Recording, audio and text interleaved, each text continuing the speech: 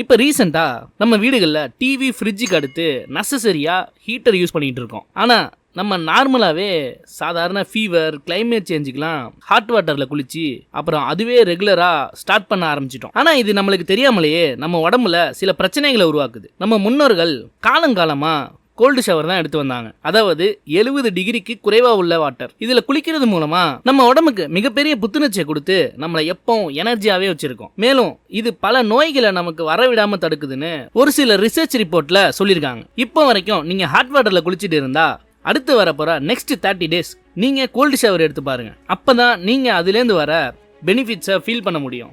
சரி ப்ரோ, நீங்க சொல்றீங்கன்னு நான் ஒரு 30 நாள் கோல்டு ஷவர் சேலஞ்ச் எடுக்கிறேன்.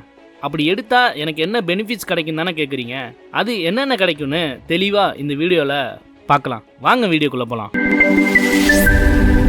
எஸ், நம்ம கோல்டு ஷவர் பண்ணுறதுனால நம்ம ஸ்கின் சர்ஃபேஸில் உள்ள பிளட் வெசல்ஸை கண்ட்ரோல் பண்ணி நம்ம உடம்புல ரத்த ஓட்டத்தை அதிகரிக்குது. இதனால நம்ம லேசியாக ஃபீல் பண்ணுறது குறையும். கூடவே நம்ம தொடர்ச்சியாக கோல்டு ஷவர் எடுக்கிறதுனால நம்ம உடம்புல உள்ள எண்டோஃபின்ஸை தூண்டி விட்டு நேச்சுரல் மூட் எலிவேட்டர்ஸ் மூலமாக நம்ம ஆங்ஸைட்டி டிப்ரெஷன்லேருந்து நம்மளை வெளியில் வர ஹெல்ப் பண்ணும். உடனே கோல்டு ஷவர் எடுத்துக்கிட்டா ஆன்சைட்டி டிப்ரெஷன்லாம் போயிடுமா ப்ரோ அப்படின்லாம் கேட்காதீங்க.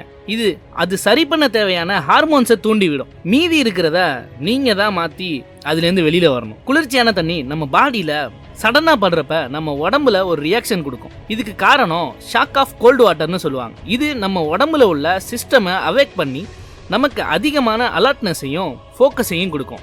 நம்ம நார்மலாக எக்ஸசைஸ் பண்ணோன்னா நம்ம பாடியில் ஒரு பெயின் இருக்கும். அதை ரெடியூஸ் பண்ண நீங்கள் கோல்டு ஷவர் எடுத்துக்கிட்டா அந்த பெயின் ரெடியூஸ் ஆகி நல்லா தூக்கம் வரும். மேலும் நாம் ரெகுலராக கோல்டு ஷவர் எடுத்து வந்தால் நம்ம உடம்புல உள்ள இம்யூனியோ சிஸ்டம் ஸ்ட்ரென்த் ஆகுதுன்னு அறிவியல் பூர்வமா நிரூபணமாயிருக்கு. கூடவே நம்ம ஹேர் அண்ட் ஸ்கின் ஹெல்த்தை இது நேச்சுரலா டெவலப் பண்ணுதுன்னு சில பேர் வெயிட் லாஸ் ட்ரை பண்ணிட்டு இருப்பீங்க. ஸோ கோல்டு வாட்டர்ல ரெகுலரா ஷவர் எடுத்துக்கிறதுனால நம்ம பாடியில உள்ள மெட்டபாலிசமை இன்க்ரீஸ் பண்ணி நம்ம கிராஜுவலா வெயிட் லாஸ் பண்ண ஹெல்ப் பண்ணுதுன்னு ப்ரூவ் ஆயிருக்கு. இதே மாதிரி நமக்கு தெரிஞ்சும் தெரியாமலும் இன்னும் பல பெனிஃபிட்ஸ் கோல்டு ஷவர் எடுத்துக்கிறதுனால நமக்கு கிடைக்குது. ஸோ இந்த சேலஞ்சை ஸ்டார்ட் பண்றப்ப ஸ்டெப் பை ஸ்டெப்பா கிராஜுவலாக இன்க்ரீஸ் பண்ணுங்க. சில பேருக்கு ஹாட் வாட்டர்லேயே குளிச்சு அவங்க உடம்பு அதுக்கே பழகி இருக்கும். சடனாக நீங்கள் இதுக்கு சேஞ்ச் ஆகுறப்ப சில நேரத்தில் ஃபீவர் ஆர் பாடி டயர்ட்னஸ் வரலாம். அப்போ நீங்கள் டாக்டர்கிட்ட கன்சல்ட் பண்ணிட்டு இந்த சேலஞ்சை கண்டினியூ பண்ணலாம். எந்த ஒரு ப்ராப்ளம் எனக்கு இல்லை ப்ரோ, ஃப்ரெஷ்ஷாக இருக்கேன், செமையாக இருக்குது அப்படின்னா கண்டிப்பாக உங்களால் கண்டினியூ பண்ண முடியும். ஸோ பயப்படாமல் ஸ்டார்ட் பண்ணி